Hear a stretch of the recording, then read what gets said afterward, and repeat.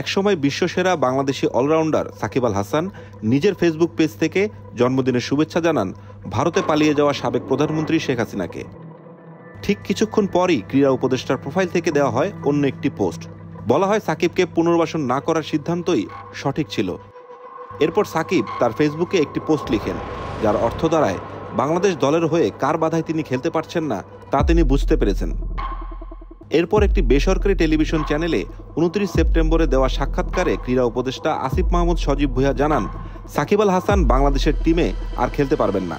তাকে বাংলাদেশের পতাকা বহন করতে দেয়া বা বাংলাদেশের জার্সির পরিচয় বহন করতে দেয়া, এটা আমার পক্ষে কোনোভাবেই সুযোগ করে দেওয়া সম্ভব না। ইতিপূর্বে এটা আমি বোর্ডকে এইভাবে না বললেও এখন বোর্ডের প্রতি আমার স্পষ্ট নির্দেশনা থাকবে যে সাকিব আল হাসান কখনোই বাংলাদেশের টিমে আর খেলতে পারবেন না। সামাজিক যোগাযোগ মাধ্যমে বাকযুদ্ধের জেরে এই ঘটনায় যেন সাকিবের ক্রিকেট অধ্যায়ের এক নতুন নাটকীয় মোড়। উপদেষ্টা আসিফ মাহমুদ অভিযোগ করেন, সাকিব আওয়ামী লীগের রাজনীতির সঙ্গে গভীরভাবে যুক্ত। যদিও সাকিবের দাবি নির্বাচনে অংশ নেওয়ার পেছনে উদ্দেশ্য ছিল কেবল মাগুরার মানুষের সেবা করা।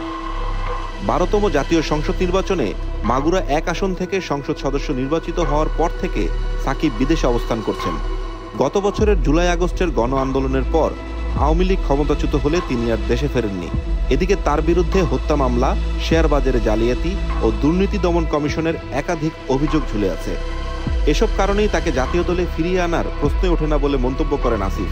তার ভাষায়, কেবল ভালো ক্রিকেটার হলেই কাউকে পুনর্বাসন করতে হবে এমন কোনো নিয়ম নেই, আইন সবার জন্য সমান। বান্ডেল থাকলে প্রতি সেনমানিতে টাকা বাঁচবে। বিকাশ সেনমানি বান্ডেল কিনে জিতুন প্রতি লেনদেনে।